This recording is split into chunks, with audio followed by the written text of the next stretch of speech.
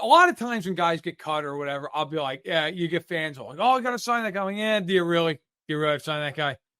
I'm not saying they have to sign Christian Wilkins. That would be egregious. But I would at least, like, I would really consider if he's going to be healthy at some point this year. Mm-hmm.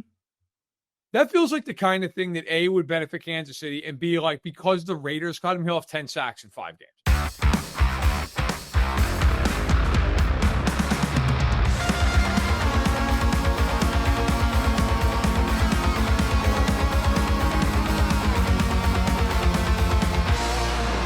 Is That Football Show here on KC Sports over Tucker Franklin, hanging out with Matt Verderame on this Friday edition of That Football Show. Thank you to our partners, Ben Holiday, Bottled and Bond Bourbon, Holiday Distillery. If you guys are headed up to St. Joe on your way back, if you're coming down south, stop down in Weston, Missouri, and go hang out at Holiday Distillery. Very excited to potentially be heading up there when I go up on Sunday, because Sunday the pads come on for the Kansas City Chiefs at training camp for the very first time of the season. We get to see a little bit of a glimpse of what's going on. But Matt, how are you doing? How are things going on in your neck of the woods?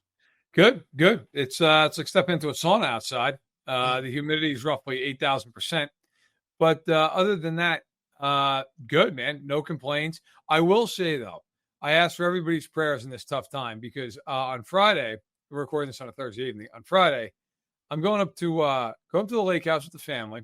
Yeah. And my wife invited her 2 friends, husband and wife couple, and their 4 kids under the age of 7.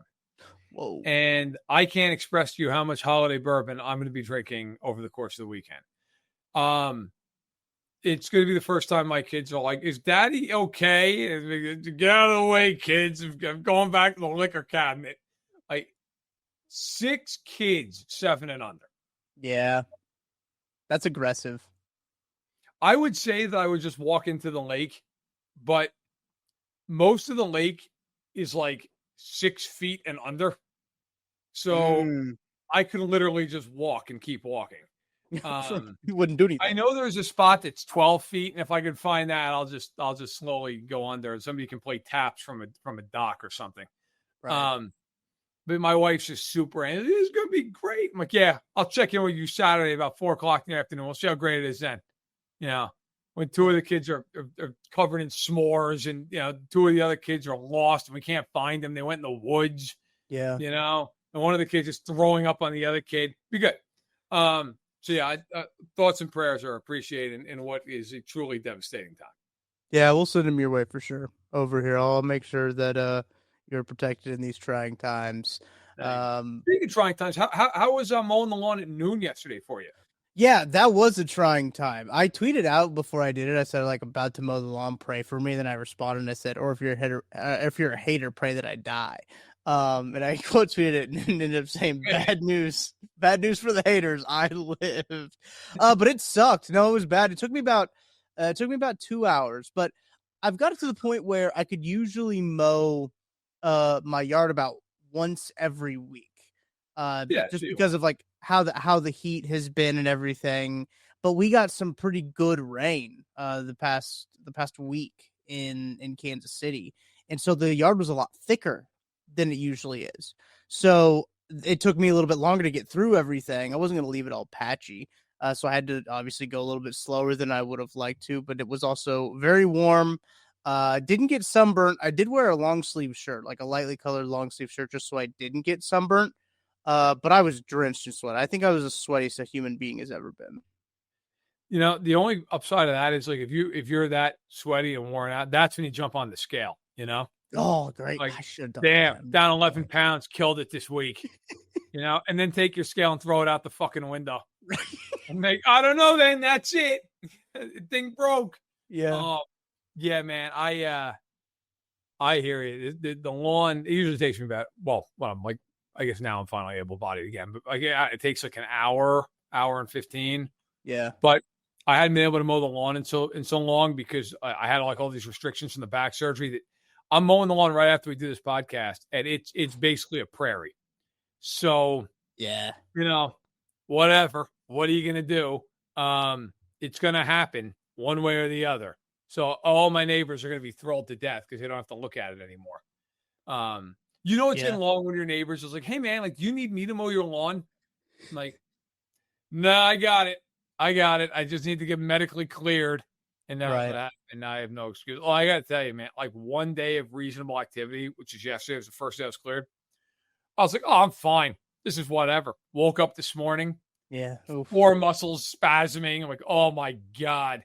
So yeah, it's kind of over. Well, at least football's almost here. I mean, that's the silver lining, I guess. It could be worse. It could be Christian Wilkins. You could be Christian Wilkins. Better read before we. However you want to look at it. Yeah, I think you could be the Raiders. I think the Raiders are the worst off in the situation. Yeah. He's still walking away from this. Yeah, he's actually better off because he doesn't have to play for the Raiders. True. So Christian Wilkins, net positive. So right before he hops on the podcast, I think this kind of parlays into what we wanted to talk about today, in terms of Chiefs topics. But right before we hopped on the podcast, it was reported that the Raiders are releasing Christian Wilkins, former prize of free agency, after just one season of a 4-year, $110 million contract. Ian Rappaport tweeted that out. Wilkins, who had been dealing with a serious foot injury, is on the books for $57.5 million, fully guaranteed. Adam Schefter later tweeted out that due to how Wilkins treated his rehab from his foot injury he suffered last season, the Raiders voided the remaining $35.2 million of guaranteed money left on Wilkins' contract last month. And today, Wilkins filed a grievance with the NFLPA. So it's a very messy, very sloppy situation. Wilkins, by the way, if you're keeping track at home, played in 5 games for the Las Vegas Raiders of Las Vegas. So not a great situation going on there for the Raiders, but $22 million a game. I think, look, great deal from Christian Wilkins. Christian Wilkins needs to write a book on the art of the deal there, I think. I think that book's been written. I don't know that we need a sequel. Okay. I'll have to look it up. Yeah, it's a bestseller. Yeah, I look forward to the comments. How dare you? Yeah, eat it. Yeah, listen, that is like, you don't see teams like, unless there's a legal thing, like somebody does something like wild off the field, right? You don't see teams go after guaranteed money. Yeah, that doesn't happen ever. And so, a couple things on this. So he being Wilkins, filed a grievance, as you mentioned, to the NFLPA. Here's a question: who's fielding that grievance currently at the NFLPA? I don't think they have a front office. Everyone has resigned. In disgrace, as they were basically just like, just stooges for the league. So currently that's just sitting on an empty desk somewhere. So that's number one. Number two, the Raiders might have a really hard time proving their case out here. Like, they're going after the way he rehabbed. Yeah, that's a tough one. Like, you've got to prove that he was essentially just not trying to rehab his foot. That's really hard to do because he could have been trying to rehab his foot and just re-injured it. Mm-hmm. And so, maybe they've got a smoking gun here, but that's a tough one. I'm sure they'll probably say something to the effect of, well, he didn't rehab with our medical team or whatever. He doesn't have to. So, right. That'll be interesting to see how that plays out. Third, if the Chiefs get Christian Wilkins signed, he's guaranteed to be a first-team All-Pro this year. Because that would be the most Raiders thing imaginable. Yeah, I am curious, like, genuinely though, with his foot, is he going to be back this year?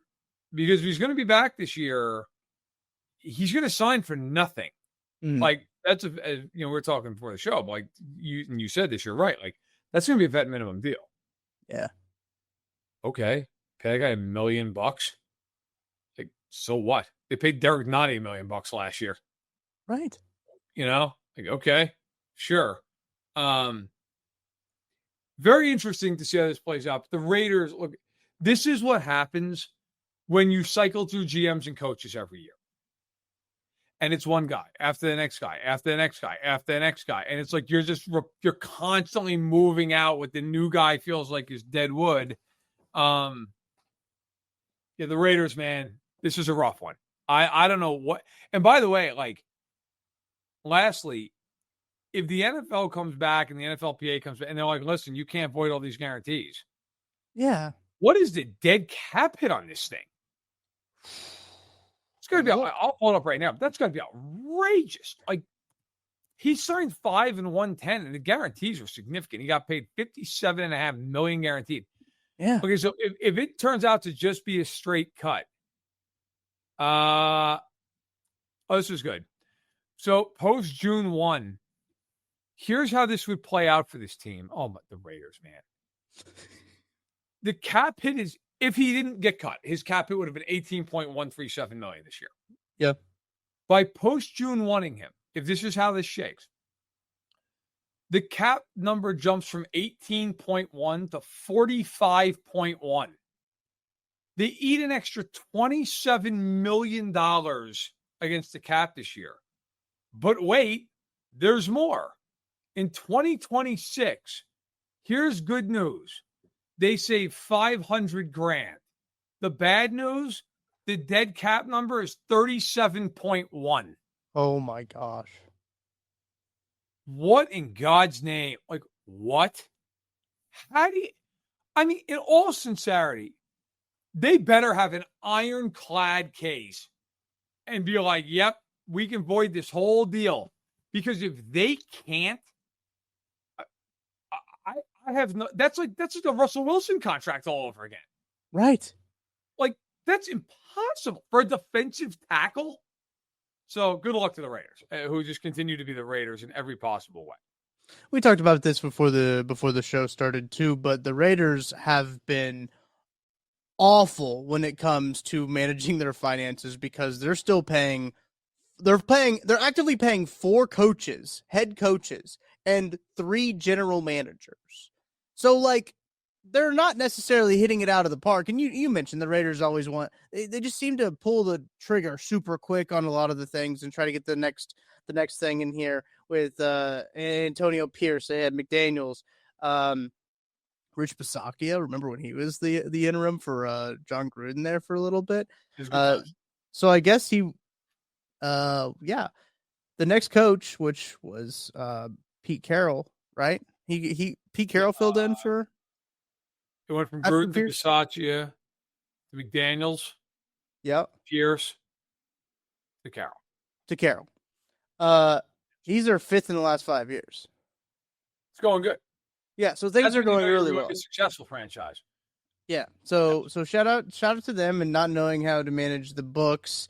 But that's a really good point that you bring up because a lot of this is, I'm not a lawyer, but like, they make you take a media law class when you go and get your degree in media. And the big thing about like libel and a big thing about like slander, it's like you have to be able to prove intent. And you see that play out in most recently and most famously in like the Johnny Depp case that happened a couple of years ago. You had to prove malicious intent. You have to prove the intent. And that is so hard to do. Like you literally have to have them explicitly say, I am not trying to rehab so I can get this money and not play football. Like you have to have a text message from him written down somewhere or have him on tape saying something like that for it to even be close to thinking that they can even try to get any of this money back. That's the tough part for me is that like, man, why would they try to pull this if they didn't have an ironclad case, by the way? But like, again, it's the Raiders though. So like, does that mean they do have an ironclad case? No, I'm actually more inclined to think they don't because this is the Raiders. Look, man, I'm to the point with the Raiders. I get it. Like every 5th year, we do this whole thing where it's like, hey, watch out for the Raiders. Call me when the Raiders win like 10 games. Well, and not over the course of 3 seasons. Like when they do it in 1 season. Call me. I mean, for people who are unaware of this, do you know the last time the Raiders have won a playoff game? I mean, they haven't won it in Vegas because Patrick Mahomes has won more playoff games in that building than correct. The Raiders have. Yeah. The last time they won a playoff game was the 2002 AFC Championship game. 02? 02. You know how old I was? Oh, you're like 6? 4. Yeah, you're great. I was in high school. No, that's a bold-faced lie. Thank God. I was in 8th grade.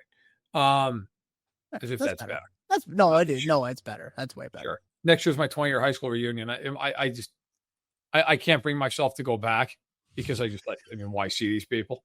But there's also a part of me that wants to just go back and just see like what time is done to my section of society, which I'm going to guess is probably destroying most people. The Raiders, haven't won a playoff game in 23 years. It's great, guys. Keep it rolling. Do you know the team with the longest drought in the AFC for a playoff win? Longest drought in the AFC without a playoff win. Without a win in the playoffs. I'm quickly thinking. It wouldn't be Colts, right? Because 02, they did their stuff way before, after 02. So I don't know. Off the top of my head, I don't know. Miami has won a game in 2000. Yep. How about that? They had good uniforms in 2000. Yeah, well, they also had Jay Fiedler, quarterback, which is the reason they haven't won since. Well, I mean, they pretty much have that now. Left-handed Jay Fiedler. Ew, gross. Anyway, I want to read this article that was published July 22nd, 2025 at 9:10 p.m. by the Associated Press.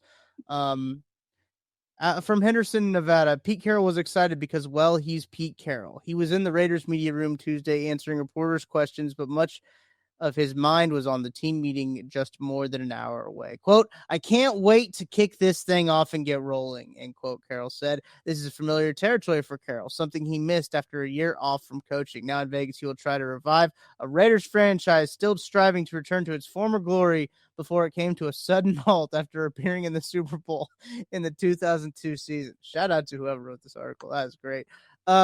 Quote from Pete Carroll, "We're going to win a bunch of games. I can't even imagine anything else. I've been winning 10 games a year for 20 years or something. I mean, what are my expectations? We're going to win a bunch, and I don't care who hears that. It ain't about what anybody hears. It's about what we do, and so that's why expectations are really high. The standard needs to be so that the expectations can be met. We'll see what happens." Less than 24 hours later. Well, a little more than 24 hours later, I should say. Can I also say that Pete Carroll hasn't won 10 games in a season since 2020? Yeah, you can say that because we are a podcast that is all about facts and information, and it is important that we relate the proper facts. I'm going to toss that out there. He's won one playoff game since 2016. That was 9 years ago. All right, Pete. Lion Pete. I mean, not for nothing. Like, he wasn't even a senior citizen yet, like, at that point, and he's turning 74 in September. Like, listen, Pete Carroll, great football coach. Like, phenomenal. Legendary at USC. Yep. Even, quite honestly, was pretty good coach of the Pats in the 90s. And then, like, went to Seattle, went to 2 Super Bowls, won. I am not sitting here saying Pete Carroll can't coach. But the idea that Pete Carroll's just been this, like, dominant year-over-year coach is kind of a lie. He's been a very consistent coach in the sense, like, he coached in Seattle for 14 years and he never won fewer than 7 games. Like, that, I give a lot of respect to. It's good. Yeah. Okay. But it's like, yeah, look, man, you've been in the league. He's been a coach. So make sure I'm right with this. I don't want to be spreading lies. Right. He's been a coach for 18 years. 18 years. He's gone to the conference title game in his career twice. Which, like, listen, okay, but it's not like they didn't hire Lombardi. Okay, like, he's a good coach. He's got a lot of success to his name. He's a great college coach, but he in the NFL he's been a good coach. He's been a good coach. Yeah, I mean, people in Seattle were screaming for a decade to let Russ cook. Then they saw Russ cook, and then they started screaming for him to stop cooking. Right. Which maybe is the best thing I could say about Pete Carroll. Is Pete Carroll's like, no, we're not going to do that. We're going to hand off. Yeah. But yeah, I don't know. I mean, if he's got the Legion of Boom coming with him, then yeah, sure.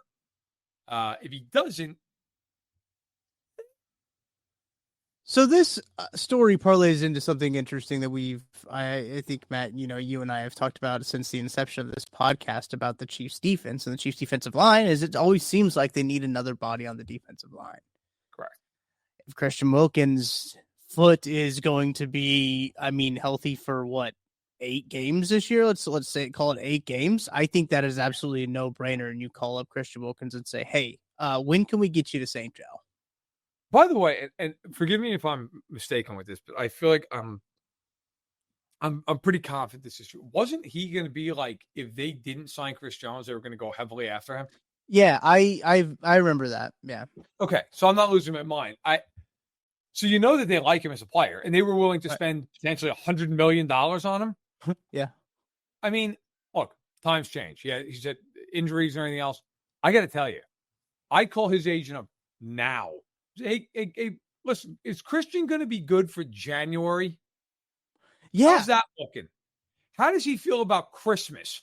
Like, because if we can ramp him up for 2 weeks and put him in a playoff game, we're feeling pretty good about that. Would he like to play against the Raiders week 18 as a nice little ramp up into the playoff? Listen, you don't need him to go out there and be, a stud for 15 games.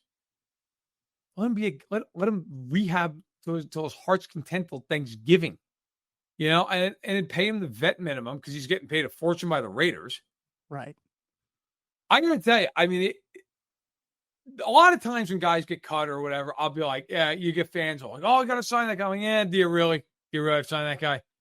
I'm not saying they have to sign Christian Wilkins. That would be egregious. But I would at least, I would really consider if he's going to be healthy at some point this year. Mm-hmm.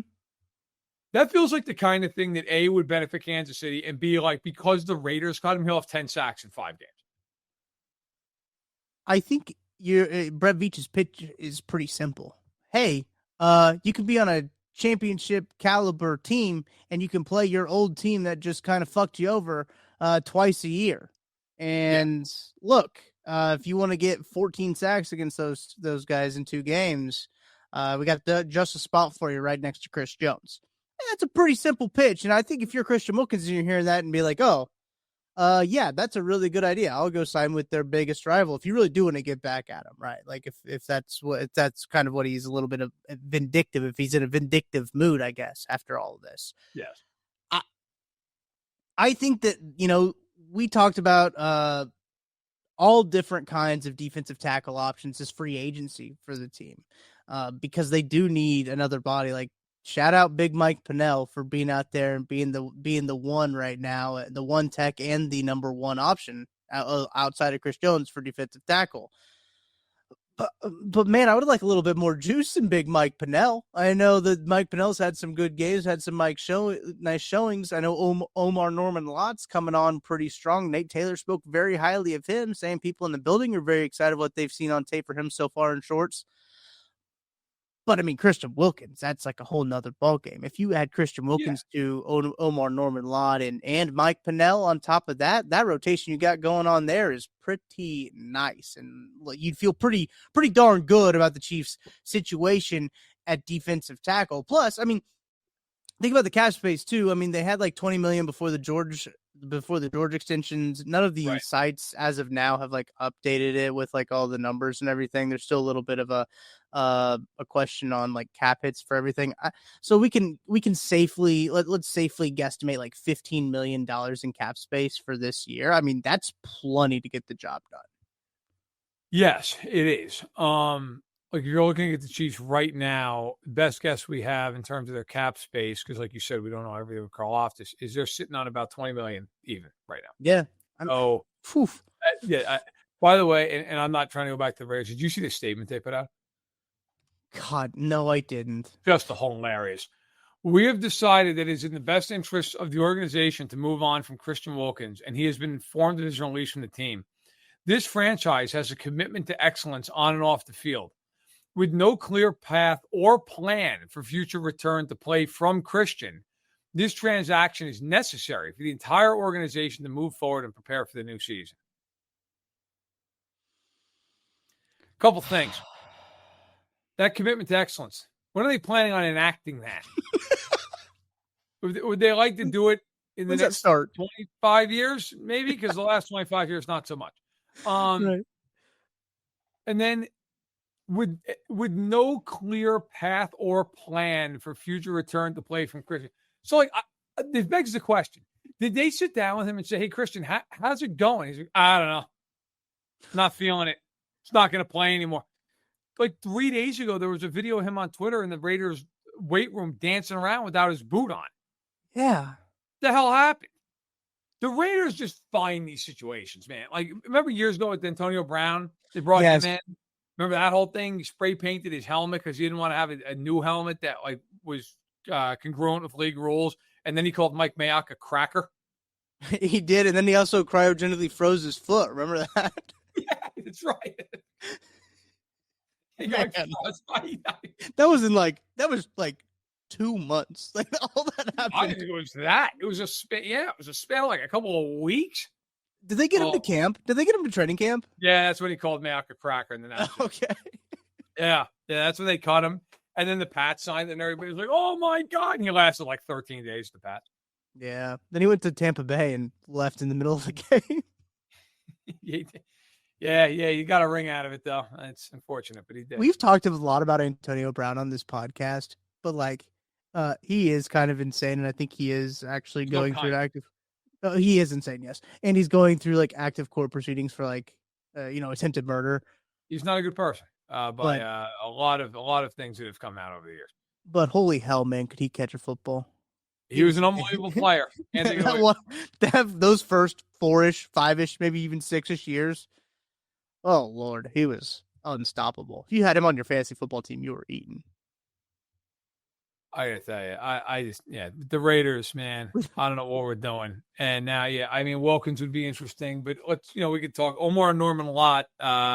You mentioned Nate and Only Weird Games, singing his praises. Look, they thought when they drafted him, the big thing with him was the explosiveness in the pass rush. That he is a havoc wrecker. He can just go in there like a bull in a china shop and create problems. Whether it's going to field 1-on-1 or it's running on a stunt, like it's kind of his game is just getting in there and being disruptive. And, I don't think against the run, he's going to be playing a ton early. I think that's probably why Mike Pinnell's on the team. Right. But I would not be shocked if we're seeing a good amount of Norman Lott on second and third downs.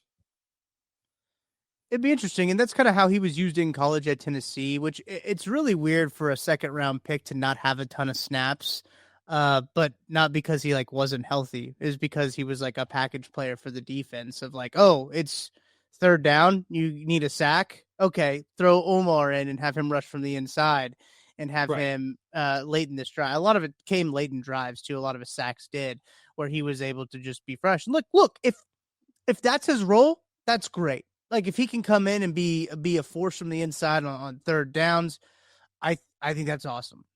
And I think when we go back and talk about the Chiefs defensive line a little bit here with Omar Norman Lott, you fold that in there.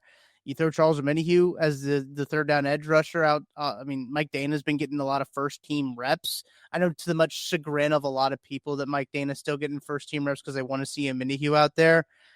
I think this is probably the right way to do it in base, right? When you're looking at how to line up with George, Chris at the 3, Mike Pinnell at the 1, and then the other edge, you're looking at Mike Dana. That's probably how you approach it in base. And then in the passing downs, when you want guys to pin their ear back, that's when you throw in your Omar Norman Lott, your Charles Omenihu. Yeah. I think that's probably the best way to approach it. And I think that Mike Dana was always going to be the other defensive end. Look at their D end room. Who else?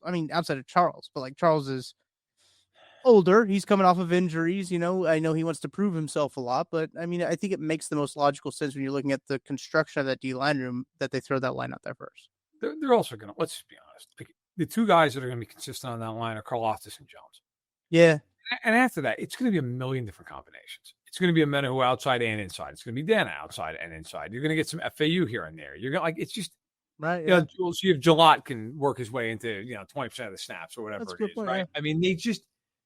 It's not like you're sitting there going, well, that's it, that's the 11, but that's the way it's not the way. They're not quarterbacks. They're going to move in and out. This isn't the offensive line where you're not. The offensive line, it's those 5 guys. You're not on the defensive line. You're going to play. We've seen with Spagnuolo, they're going to play 7-8 guys. That's just going to happen. And the other thing these two don't forget. On third down, the DNs are Jones and Karlaftis. That's who the DNs are. Right. Yeah. Like Chris Jones on third down plays as a DN, and then it's going to be a Menahu inside. I got to tell you, I think a lot of it's going to be Jones and Karlaftis on third down outside, and then inside it's going to be some combination of Norman Lott, Menahu, and Dana inside. Yeah. That's what it's going to be. I mean, it's going to be those guys. Like that's a good interior. Yeah. It's great. Yeah. I mean, that's a pass rush. But you got 4 guys booking it. Menahu's been good inside. So yeah. And they blitz a ton. So, you're going to, I mean, it's not like the Chiefs are just going to be, this isn't the Bob Sutton Chiefs where it's like, the hockey game, the bubble hockey. Oh, yeah. The guy's just on the one track and that's all he can do that was Bob Sutton's defensive scheme. I will never forget charting a game they played against the Raiders. And if memory serves, they had 73 defensive snaps. They did not blitz one time. They did not stunt one time. They went straight up the field with a 4-man rush, 73 consecutive snaps. That was all they did. I wrote it up for SB Nation. Somebody wants to get God tier status. You can go find that film study on Arrowhead Pride from like 2015 or 16. They literally did nothing but rush 4 guys straight up the field the entire game. Spagnuolo has more variance than that by the time the anthem's over. So you're just what they're going to do. We might get Sky Moore coming off the edge at some point. Look, I mean, anything at this point. I had to get him in there. That's true. Yeah. Well, he's wearing 24, and apparently edge rushers wear 24 now. Melvin did it. Melvin did it. Von Miller's doing it now. Yeah. Sky Moore might have more juice as a pass rusher than Von Miller at this point. He actually might. Like, I'll give Sky Moore credit. He might be more athletic than Von.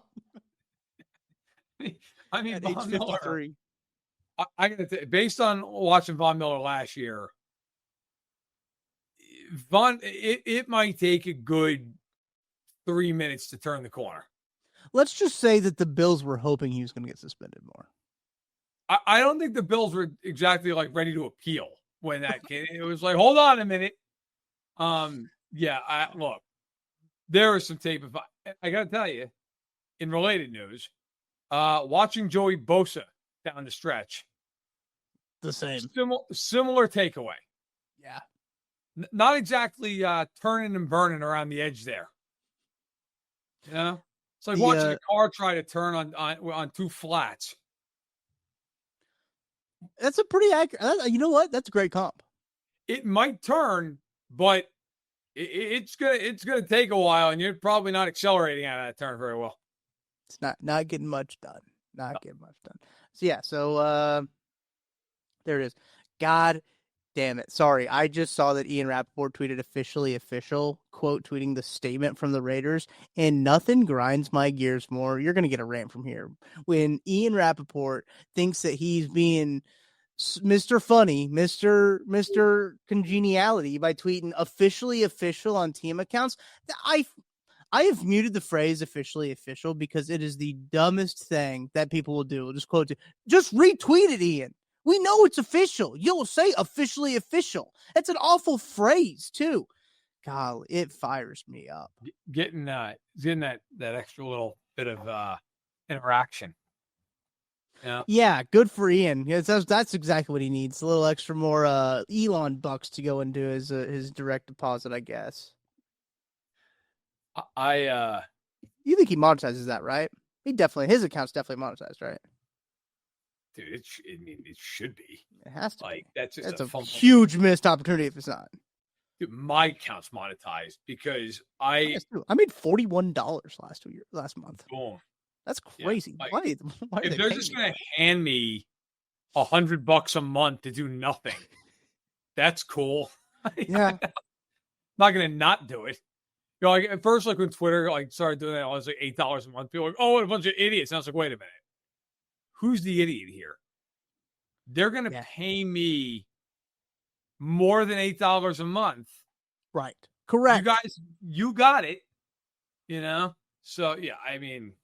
But yeah, Ian probably saw that and was like, here's 5,000 likes coming my way. Bang. 522.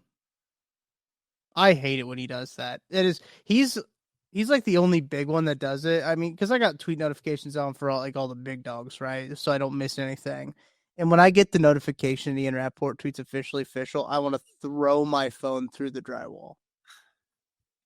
I don't know why it fires me up so much. I think she'll let him know, honestly. I'm gonna write him a letter. No, just do it when we go to Indy. Right. And a Starbucks. Oh God. You want to check with Jordan Schultz first. That's true. It's like, Jordan, hey, is it okay if I do it on your turf? I know this is kind of your corner. Schultz, but come on, man.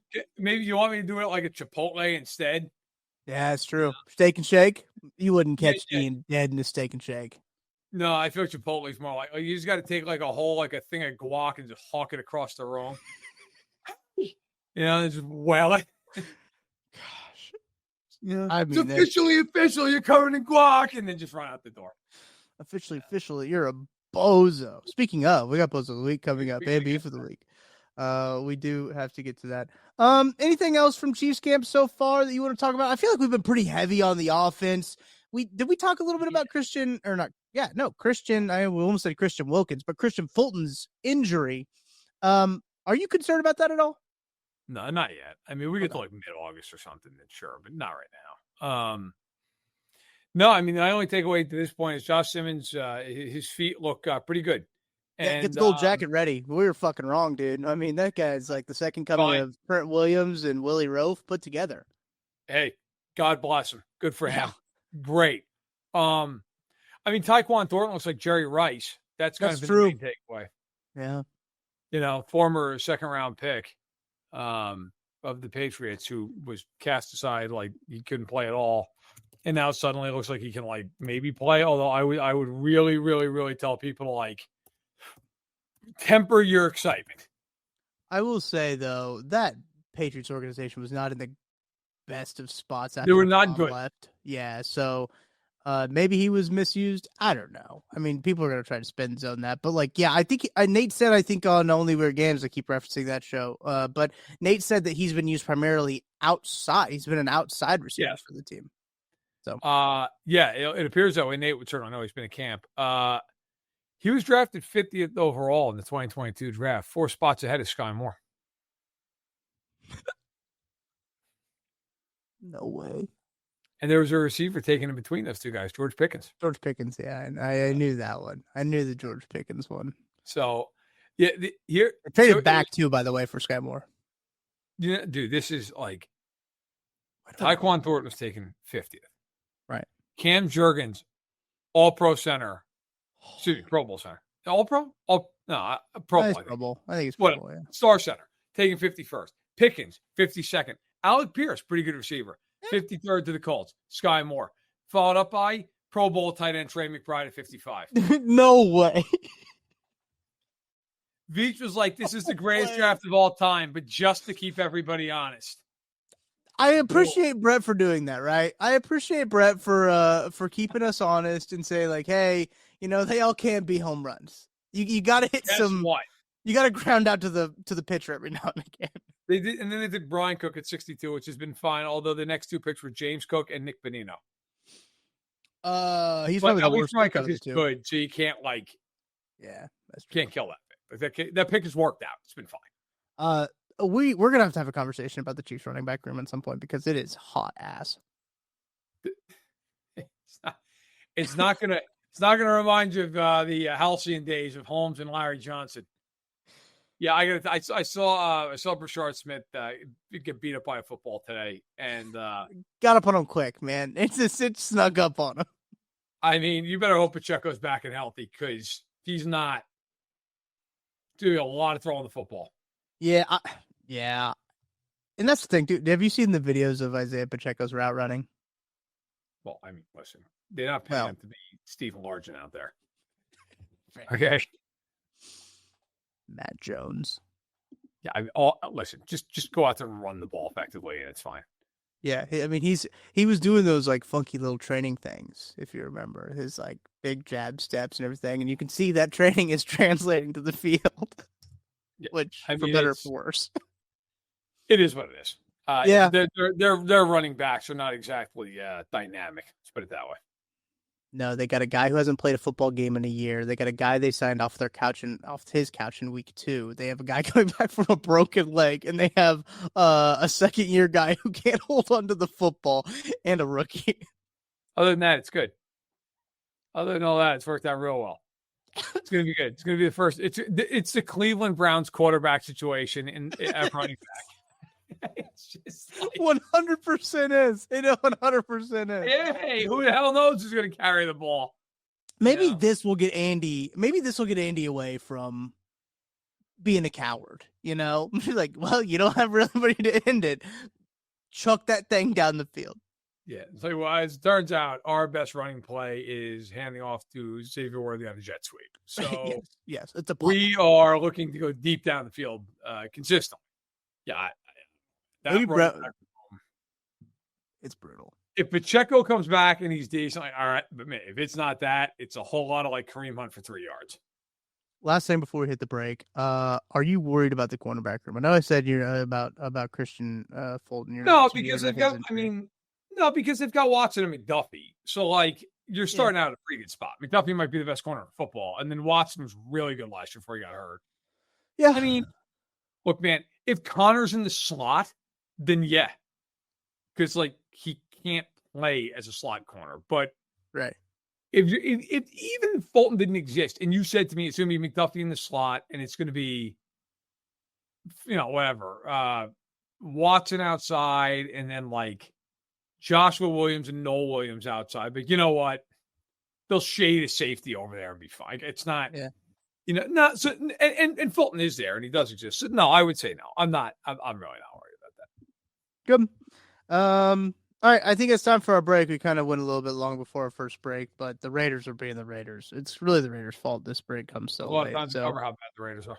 It took a lot of time to cover that. So we're going to hit a break. We'll be back. We got Beef and Bozo of the week coming up. Also, some quick hitters that we haven't hit yet. We'll be back right after this. Chiefs. Looking for tickets for your next event? Tickets for Less is your #1 source. Save big on every purchase when you use promo code KCSN at ticketsforless.com. Just a short drive from Kansas City. Experience the history, the heritage, and the bourbon at Holiday Distillery.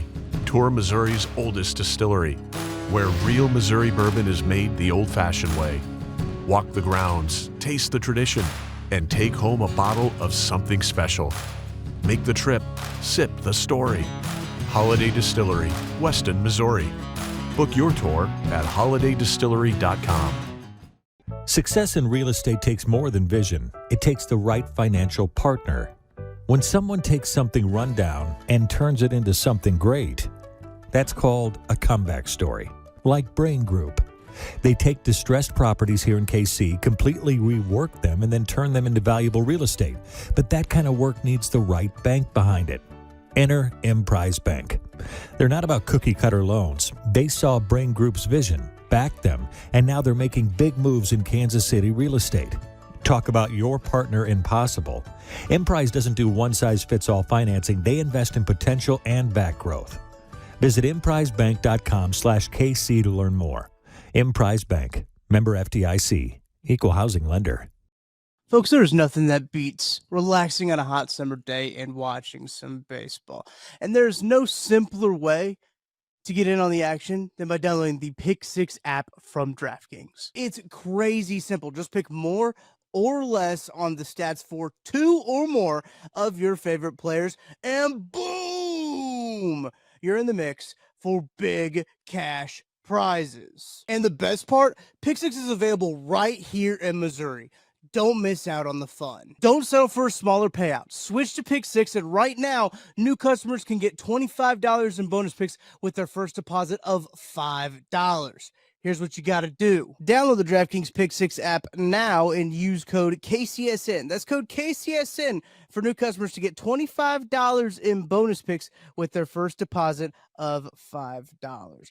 Better payouts, bigger wins, only with Pick 6 from DraftKings. The crown is yours. Gambling problem? Call 1-800-GAMBLER. Must be 18 plus. Age and eligibility restrictions vary by jurisdiction. Void where prohibited. New customers only. Minimum $5 deposit. Bonus picks expire 168 hours after issuance. For additional terms and responsible gaming resources, see pick6.draftkings.com/promos. Not a ton for quick hitters coming up on this Friday edition, as there's a couple things, obviously some big things, but I want to stay in the AFC West for the start of quick hitters. The Chargers are hosting their training camp in San Diego for a couple days. Matt, do you think that's a slap in the face to San Diego? Yeah, a little bit. Yeah. Like, that's like leaving your girlfriend and then starting to get married to somebody else and then moving in next door. Yeah, right. Like, how's that going? How's that going for you? Like, yeah, I think that's probably, it's a little bit much. Like, maybe just do your training camp in Los Angeles. Yeah, in your state-of-the-art facility that you've built and spent a whole lot of money on. So, I mean, I want to read the story here, too, about this going. I believe they're at San Diego State, and Harbaugh was at San Diego State for a little bit there, too. On Tuesday was for the first time since they left Los Angeles, they returned to San Diego, holding first of two practices at the small college stadium where Jim Harbaugh began his coaching career. Oh, I think he was with the University of San Diego, the Toreros. Shout out them. University of San Diego, a hilltop Jesuit school about 5 miles west of the site where they used to play. Yeah, that's even worse. I mean, just go practice in Los Angeles.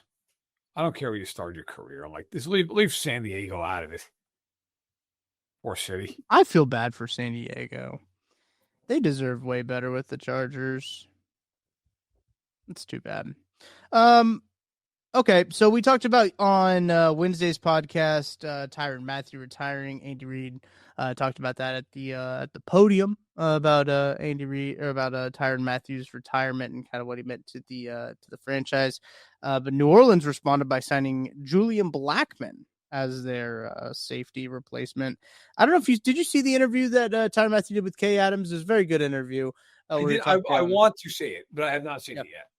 She posted the whole thing actually on her Twitter, 22-minute long interview. So very good. If you haven't seen it, I recommend it. Go see it. There was a clip that I had retweeted onto to my Twitter timeline about why he decided to hang it up. And he basically said it got too hard to leave his kids. He said we got to a point where, they got to an age, I got to an age where I didn't want to leave them. And he probably was about to leave for training camp and was like, yeah, I don't think I really want to do this again. He said the only person that's upset is his 5-year-old daughter, because she's upset she doesn't get to go to game days anymore, which, I mean, look, if I was a 5-year-old, I would be pretty stoked if my dad was in the NFL too, so I get it. But yeah, he said that, some of the things that he prioritized at age 22 aren't necessarily the same things he prioritized at age 33. So makes sense for Tyrann Mathieu there. I thought that was a really good quote from his interview with Kay. Hey, good for him, man. Great career. Very very possible ends up in the Hall of Fame. It is. He's done okay for himself.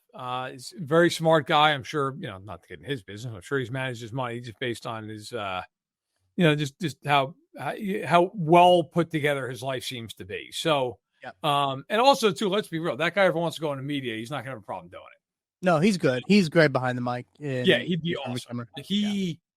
If you wanted to make him, I gotta tell you, I actually think he'd be a great guy up in the booth as like a color announcer. Ooh, yeah. Like, I think he's so smart. Yeah, he is. I think he would be excellent as a guy up in the booth. Get Romo out of there, put Tyrann Mathieu in there.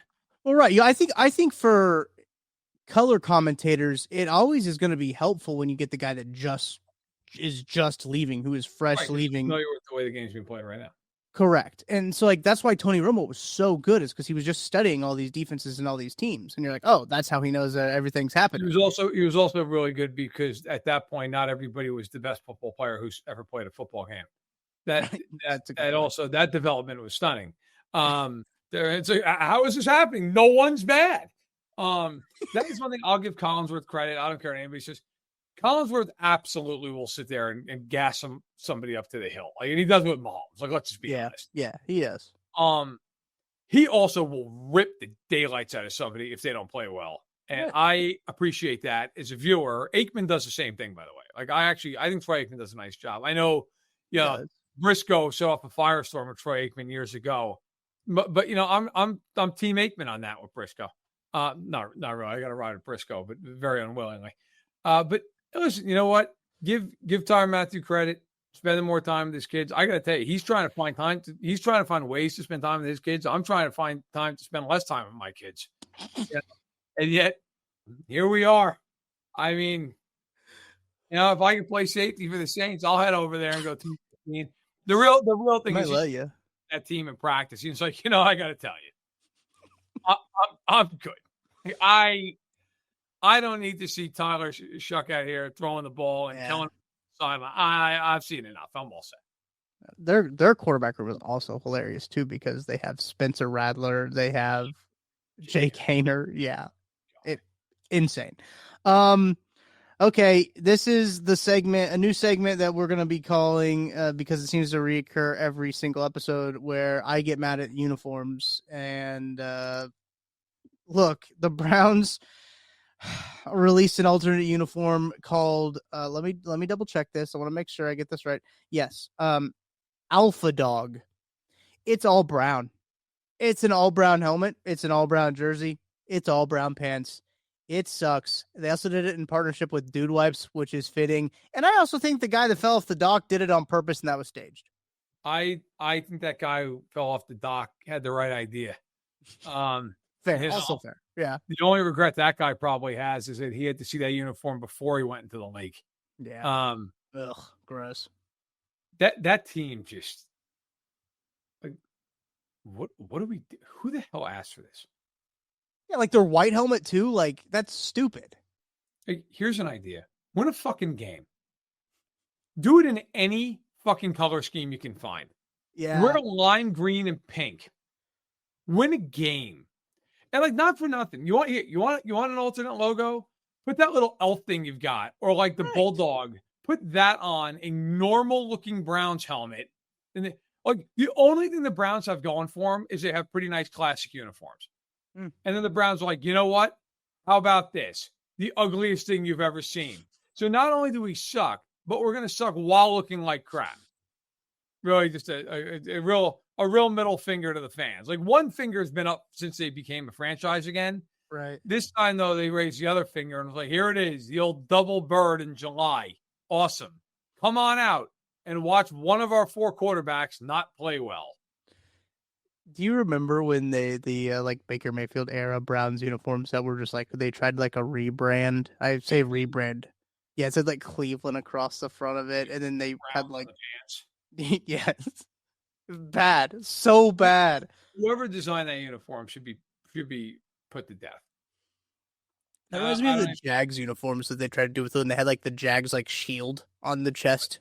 Do you remember those? Right, they were like military uniforms. Right. Yeah. And that was obviously with the gradient helmet too. Yeah, the two-tone helmet. Yes, both those people should be instantly put to death. It's probably the same person. Nike took over. They're like, look at what we're going to do. If it was the same person, that person deserves to be on the same list of history, like historical figures. Is like I don't know the Osama bin Laden. Yeah. Oh my God. Michael Rubin. What are we?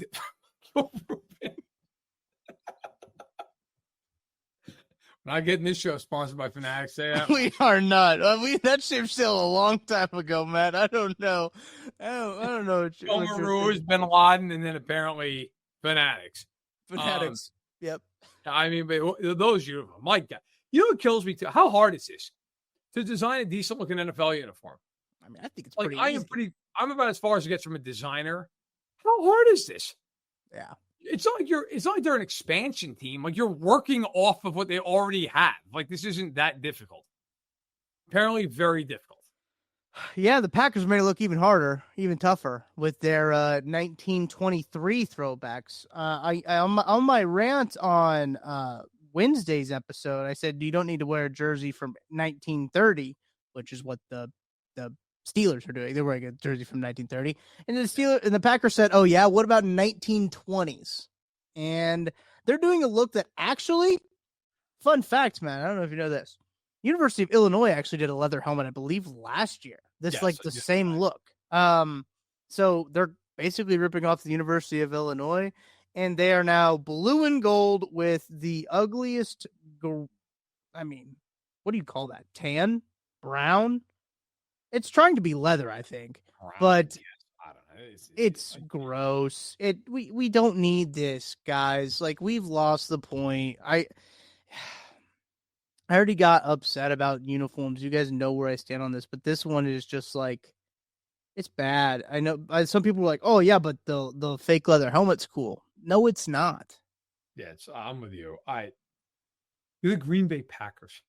Right. Just wear your uniforms. It's fine. That is one thing I gotta say. I give the Chiefs credit. Through all these, the Chiefs are just like, yeah, these are our uniforms. That's nice. Like, we're wearing not this Indiana Nights bullshit that culture trot now, which is the worst thing I've ever seen. Talk about the Kilmer Rouge. Oh my God! I mean, that is legitimately horrifying. That Indiana Nights, Indiana in general is horrifying, and the Knights are even worse. But I mean, some of these uniforms, the Bears with their pumpkin helmets, guys, we're all set. We're all set. Like, you don't need 90. It's not being the NBA where every other game is like, hold on a minute, we're going to try out another uniform. Like, just wear a uniform.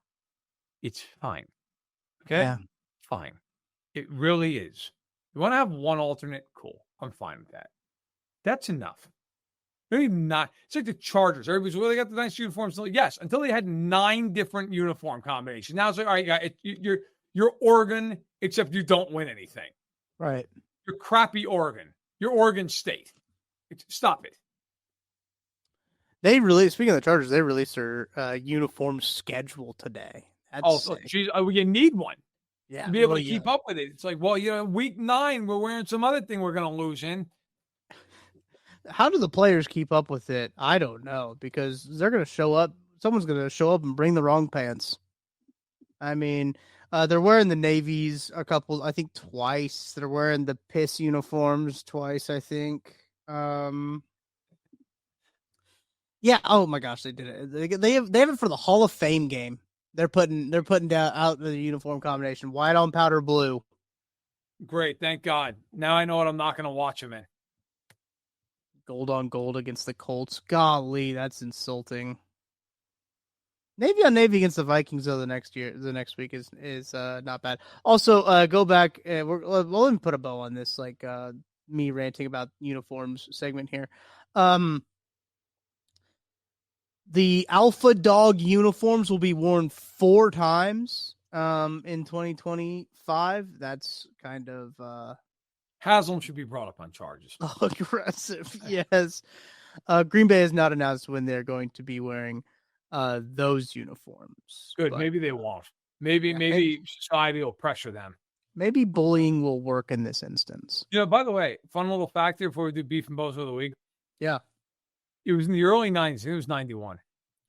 The 49ers completely changed their uniforms and had one of the worst looking helmets you've ever seen in your life. It was these big block, like 49ers letters. Oh, really? They had a press conference. Oh, yeah. They had a press conference. They announced all this. They unveiled the helmet and everything else. The fans were so pissed, and the media made so much fun of them, they scrapped them and never wore them. See, that's respectable. Good on San Francisco, who was like, yeah, you think you're going to wear a classic look for this bullshit? Here's our reaction to that. And it was basically 8 million people just giving the finger in the Bay Area. And I was like, all right, we're going to pass then. Oh, it's bad. Oh, dude, it's ungodly. Yeah. Yeah, that's tough. I'm glad that they got bullied actually out of that one. That's good. Good job. I'm very rarely pro bully, but occasionally uniforms. It's got to happen. Sometimes you got to. When does anti-bullying start to bully the bully? I don't know, but you know what? Sometimes in the NFL, the bullying's got to be done. Sorry. Yeah. I know that's like really like, oh, sometimes it's got to happen. That's Rich Incognito's music right there, baby. Be careful. Oh, no, Rich Incognito took it about 12 levels too much, but former Raider, by the way. It just can't stop. What the hell? Bring him in. Yeah. Good for team morale. Be great. Last story here before. Keontae Coburn was released by the Titans. That's again another one tech who was drafted by the Chiefs. I wouldn't be opposed if they brought him in for a little bit of a little training camp. But he was released as well. The last story I want to talk about before we do get to Beef and Bozo of the Week is this whole Justin Fields thing that happened on Thursday. Yeah, that's fair.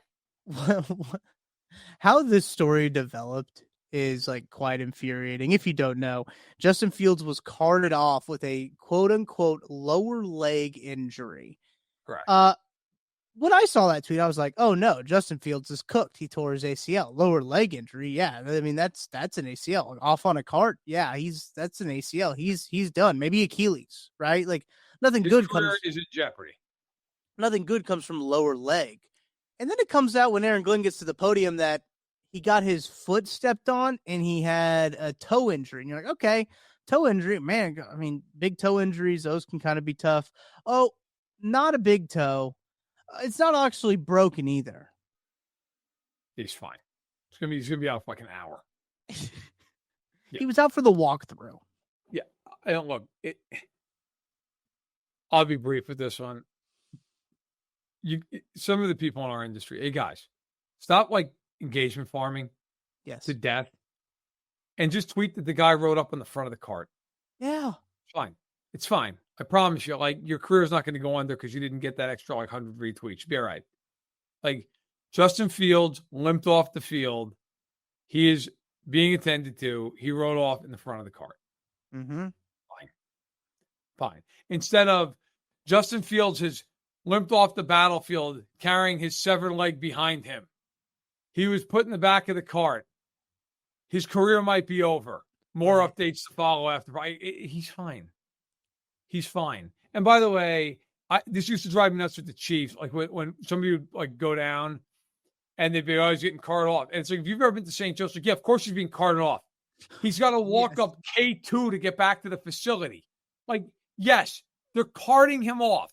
He could need an ankle tape job, and they're going to cart the guy off. But they're not making him walk up there. By the time he comes back, it's going to be Wednesday. So, yeah, they're going to cart him off. Oh, it drives you nuts. Like, how hard is this? It drives, and then of course you get these people who aren't there, who are like the big time personalities on Twitter, who are like, "Oh no, horrible news out of Florham Park." Is it, or did he just like stub his toe on the nightstand? He's okay. He's all right. Ian probably tweeted official after his done. Fucking bozo. But gotta find him in Indy. I do. Yeah. He's my beef of the week. I know we haven't gotten there yet, but the honorary beef of the week is me and Ian Rappaport. Look, I guess, Schultz and I aren't so different after all. I just have to bring Jordan Schultz on. Yeah. I thought Nick Wright had a good little bit on this too on Twitter. If you guys haven't seen that, go on his podcast. He had a little bit about just kind of like reporting around stuff like that. I think that it's good to go listen to, and it is something that you need to be cognizant of during this time of the year. But all right, let's get to it. Beef and Bozo of the week. Matt, which do we want to start with first? Beef. All right. Beef of the week.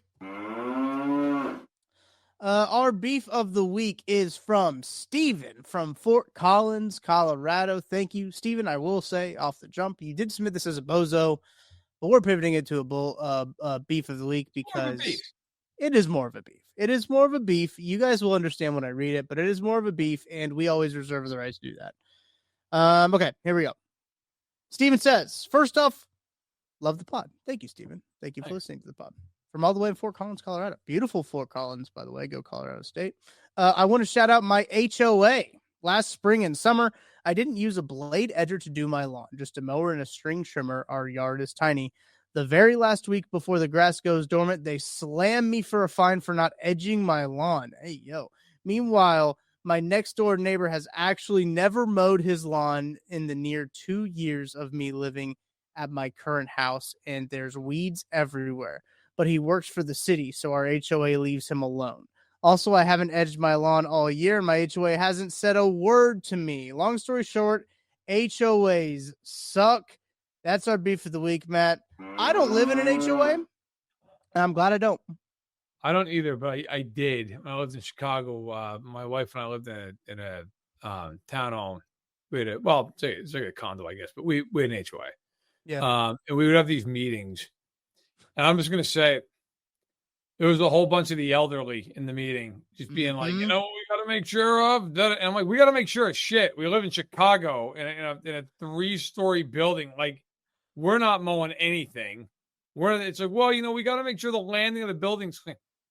The thing's like 5 by 5. Like, what is happening on the landing? Who's doing anything down there? There's a mat to walk in on. Like, is someone just like putting their dog down there, letting the dog piss all over the landing? And people got like, and then like the big thing, of course, is like snow removal. Like you got to shovel this, guys. Like it's like a 3 by 3 foot space. It's fine, Like, and I was at the time like 27. I'm like, I'll just go out and shovel it. It's fine. It's okay. I got it. Right. Like I'll make it. But yeah, I mean, HOAs are terrible. To the submitter, I would say to you, sir, I would flat out be like, until this guy who works for the city mows his lawn, I'm not mowing my lawn. How's that grab you? Now all of a sudden it doesn't feel so bad that I'm not edging my stupid lawn, does it? Now nothing's getting done. Or give them the inverse. Edge the crap out of your lawn, don't cut it. Oh, that's good. That beats their ass. An immaculate edge job, but the grass is a prairie. What about that? Find me for that. I like that idea. I endorse that idea. That's a good one. Yeah, I mean, I don't have really any experience with HOAs, thankfully, and I don't plan on having any experiences with HOAs, actually. I think that would actually be a deterrent of me finding a place. If like, oh yeah, they have an HOA, I'd be like, yeah. Yes. HOA committees are terrorist organizations. Yeah, throw them up there with Mike Rubin, with Bin Laden. Bin Laden. Throw them up there. They join the list. Hang the banner. That's right. That's right. No, they're terrible. They are terrible. I've dealt with 2 HOAs in my life, and it's just such a joke. Like, you're just giving them $100 or so a month, and you're getting nothing out of it. They're like, oh, we tuck pointed the bricks. Like, that's great. Thanks. I don't care. I don't own the building. Yeah. It's great. Thanks for that, though. It's really good. There's your beef for the week. All right. Time for... I just remember that we have a sound effect for Bozo of the Week, and it's actually going to be so funny when this sound effect hits, when people get to hear what this Bozo of the Week. Bozo of the Week. Quentin from Columbia, Missouri. Shout out, go Tigers. Quentin, thank you for getting your submission in. Mizzou, that's who, if you're into that thing, we'll start back up in August. If you are a Missouri Tigers football fan, we will be having that podcast starting up in August. So we'll lay that out there. Little cross promotion here, Matt. I'm a professional. Cross promoting for KCSN. All right. This is from Quentin. He has Bozo of the Week. He said, my 6-year-old son, Weston, is the Bozo of the Week.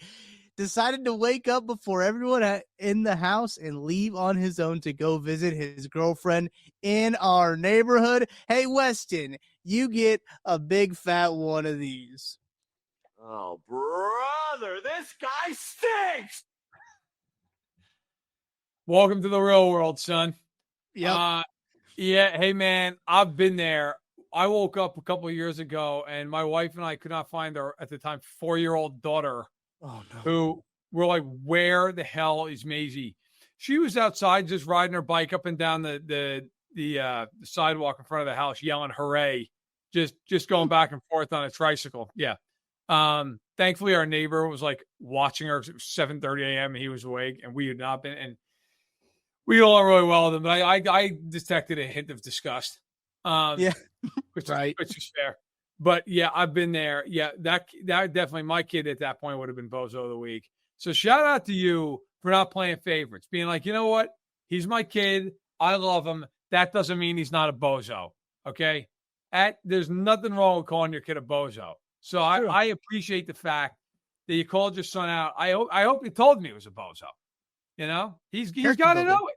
Yeah, it is a character, but, and also, like, you're not, hey, how are you going to get better otherwise? That's a great point. You got to learn from mistakes. I do want to know, Quentin, I want to know the resolution to this. Like what happened when you found out where he was? How did you find out where he was? Did you leave a note? I kind of want to know a little bit more about this story. Maybe we could do a follow-up on that. Inherently know he was at his girlfriend's place. That's true. Maybe we could do a follow-up for this on Monday's Bottom. But yeah, I mean, shout out to you for giving your son the Bozo of the Week. I think that, like, sometimes you just got to give him the business. And I saw a video, I think it was from a comedian, I don't know who it was, talking about just like kids these days, this is me saying kids these days, haven't been told to knock it off enough. It's true. There's like a whole generations of kids that hadn't been told to knock it off. And sometimes you just got to tell kids to knock it off. There's too much, there's too little of that, and there's too much, and apparently there's not enough helicopter parenting in this situation. Man was headed down to Independence. Okay, but I mean, like, I can't stand the parents that are just on top of the kids all the time, every 2 seconds. Look, it's okay. They're not just going to fall over and die. I promise you. Like, I'll call myself out on this. So last weekend I'm up at the lake house, and we got a set of stairs, probably about 12 steps, right? Carpeted steps. And my youngest, who's 3.5, is perfectly capable of going up and down the stairs, does it a million times a day, no problem, right? So it's the morning. I'm brushing my teeth. I'm in the bathroom, and then I had the bathroom door open. There's a little landing at the top of the steps, and then the steps, and then down around to go down to the first level house. And I kind of hear what sounds like a borderline ruckus. I'm like, what's going on? And I took like 2 steps out of the bathroom to just look. I look down, and Genevieve is horizontal on her head on one of the steps and just goes boom, boom, and just slams into the bottom of the step. And thank God, didn't hit her head. She slams like back and butt kind of like into the bottom. And she was like horrified for about 60 to 90 seconds. Yeah. And through the tears, it's like, I'm okay. I just want to go get pancakes. I'm like, fine. She's fine, right? We got her extra pancake. Everything was fine. Now, in that case, nothing you could have done. I mean, it is what it is. She tripped and fell, and shit happens. Use the railing, go careful. But like when I was a kid, I remember back in the day, Pizza Hut, they used to give out these like full-size baseball bats that were hard foam, like really hard foam, right? Yeah. And my cousin, I still have it to this day. I've got it. It's actually, if you look over my shoulder over here, it's the yellow and blue bat in the corner.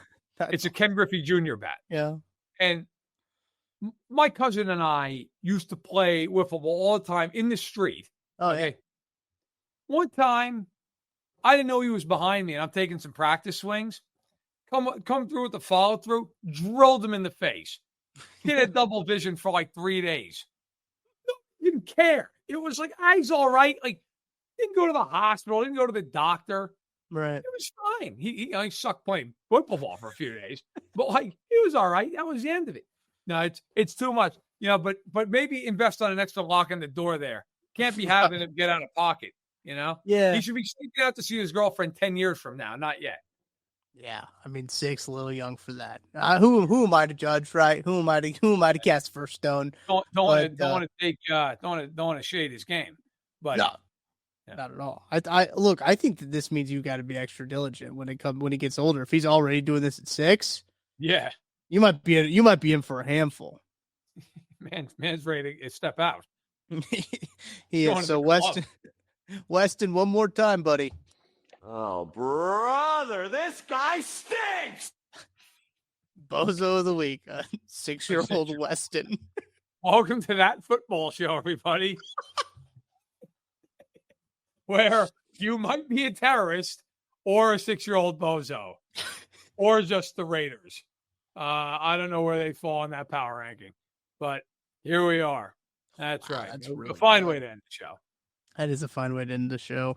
It's a great way to put a bow on everything. But let's go do it for That Football Show. Thank you to our sponsors, Ben Holiday, sponsors so far. Ben Holiday, Bottled and Bond Bourbon. Right. Please don't leave us. We love you.